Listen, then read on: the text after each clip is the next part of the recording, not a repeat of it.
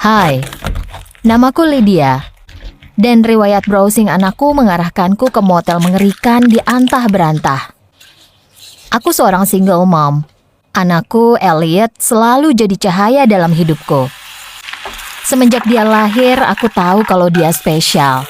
Aku bekerja sangat keras untuk memastikan dia punya hidup yang bahagia dan aman. Dan selama bertahun-tahun, kami seperti sahabat. Tapi semua mulai berubah waktu dia umur 16 tahun. Biasanya dia suka di rumah, makan es krim sambil nonton TV denganku tiap malam. Tapi tiba-tiba, dia jadi suka pergi tiap malam. Dia gampang kesal, dan waktu dia di rumah, aku bisa dengar dia bangun semalaman ngobrol sama orang di telepon. Sikapnya yang berubah 180 derajat ini menakutkanku. Apa anakku pakai narkoba? Apa dia minum? Apa dia depresi? Aku bilang kalau aku lihat dia berubah. Dan sebelum aku bisa bilang apapun, dia masuk ke kamarnya. Itulah saatnya aku mulai melakukan hal yang gak aku banggakan. Waktu dia lagi telepon, aku suka bersandar ke pintu dan nguping. Berusaha dengar dia ngomong apa. Tapi gak pernah ada yang menarik. Aku pikir itu aneh, dan aku tahu dia gak bakal kasih tahu aku. Jadi aku ambil langkah lebih jauh. Waktu dia lagi mandi, aku masuk ke kamarnya, dan aku periksa semuanya. Aku cari foto, struk, alat narkoba, dan aku nggak nemu apapun. Tapi waktu aku periksa kantongnya, aku menemukan struk.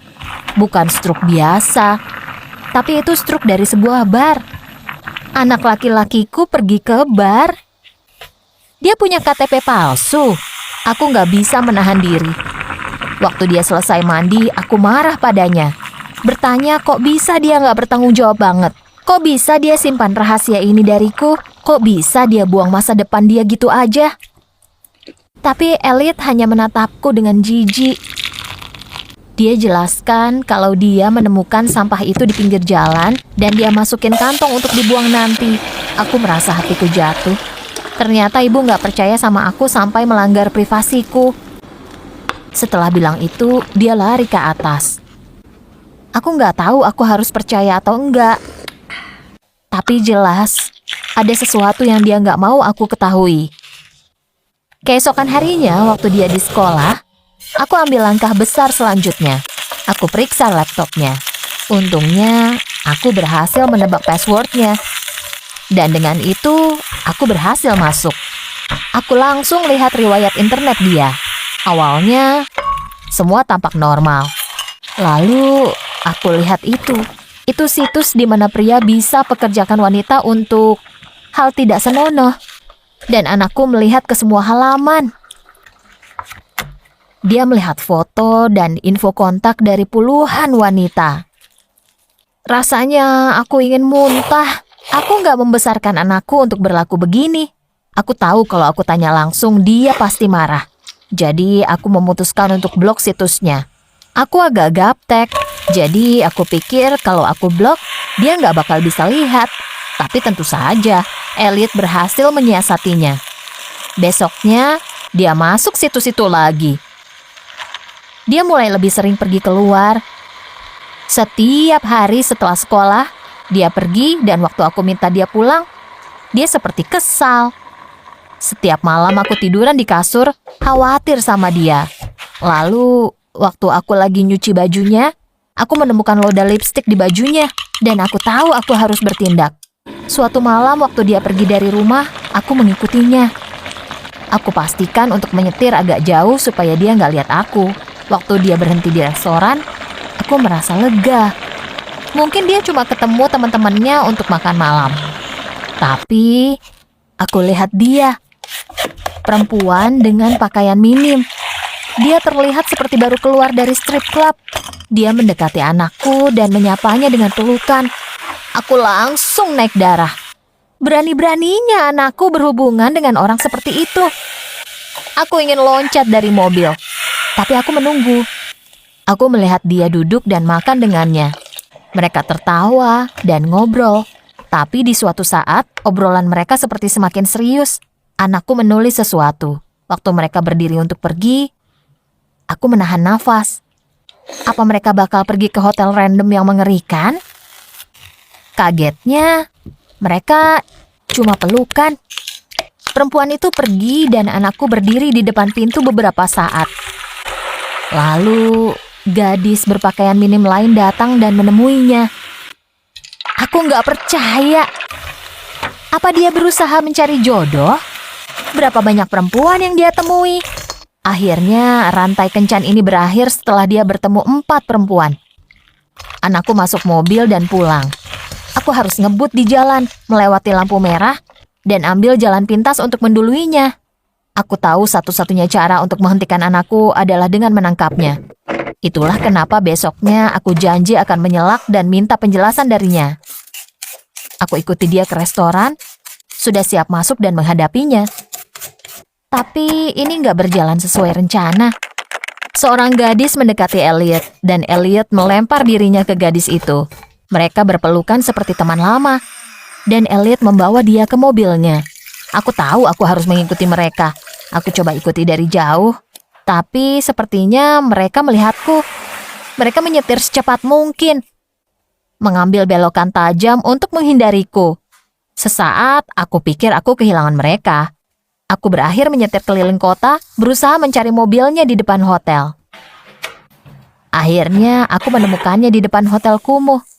Hanya ada satu lampu yang nyala di tempat itu. Dan aku tahu itu pasti anakku dan wanita itu. Tanpa pikir panjang, aku mendekat dan menggedor-gedor pintunya. Aku bisa dengar suara bisikan dari dalam. Pintunya terbuka dan Elliot berdiri di sana, memegang lampu seakan dia mau memukulku dengan itu. Aku teriak padanya, bilang kalau dia menjijikan karena melakukan ini. Dan dia menatapku seakan mau menangis. Ibu pikir aku ngapain, ha? Kenapa ibu ikutin aku? Dia balik marah. Aku bisa lihat gadis itu menangis di belakangnya. Dan dia terlihat nggak asing. Aku teriak padanya, bertanya apa dia tahu dia masih di bawah umur. Dan dia hanya menangis lebih keras. Waktu aku coba tarik Elliot keluar dari sana, dia mundur dan memeluk gadis itu. Aku mengancam akan lapor polisi. Bilang kalau dia bakal kena masalah, bukan anakku. Saat itulah sang gadis menatapku dan bilang, dia nggak melakukan hal ilegal. Dia membantuku. Anakku tertawa dan bilang, nggak pengaruh, dia nggak percaya apapun yang aku bilang. Jujur, rasanya sakit. Aku minta Elliot untuk menjelaskan apa yang terjadi kalau aku memang salah. Dan yang dia bilang mengubah hidupku. Dia menjelaskan kalau Amber, gadis di belakang dia, terlibat dalam bisnis ini karena pacarnya yang jahat dan kasar. Dia nggak bisa keluar, dan nggak ada yang tahu dia di mana. Elliot berteman dengannya sejak TK, dan dia nggak tahan melihat Amber kehilangan kendali atas hidupnya. Saat itu aku sadar kenapa wajahnya nggak asing. Aku belum lihat dia bertahun-tahun. Tapi dulu dia sering main ke rumah. Aku merasa mual karena dia telah melalui cobaan yang begitu berat. Elliot bilang dia melacak berbagai situs dan iklan untuk mencarinya selama berminggu-minggu. Bertemu gadis demi gadis, sampai dia menemukannya dan bisa membawanya pulang. Aku nggak percaya apa yang aku dengar. Aku melihat ke dalam kamar dan sadar ada koper di atas kasur, penuh perlengkapan mandi dan pakaian hangat. Semua yang Amber butuhkan setelah cobaan beratnya. Aku nggak tahu harus bilang apa. Aku minta maaf dan Elliot hanya memutarkan matanya. Aku menawarkan untuk mengantar mereka ke kantor polisi. Dan Elliot bilang dia bisa urus sendiri. Di saat itu aku ingin berdebat. Tapi nggak aku lakukan. Aku sudah melanggar privasi dia. Aku sudah memperlakukan dia seperti anak kecil. Jelas, dia sudah dewasa sekarang. Aku pulang dan menunggu dia. Aku sadar betapa buruknya aku selama ini, mengintip dan gak percaya sama anakku. Waktu dia pulang, kami bicara. Aku menjelaskan kalau aku takut kami kehilangan hubungan kami. Dan dia janji kami akan selalu punya itu. Dia cuma menjadi dewasa dan aku harus percaya padanya. Setelah cobaan ini, kami bantu Amber pindah ke kota baru dengan keluarganya yang lain supaya dia aman. Dia bahagia sekarang. Dan aku bersyukur punya anak yang bisa membuat itu terjadi. Orang tua bisa melampaui batas, dan biasanya itu karena kami takut dan kami sayang sama anak kami.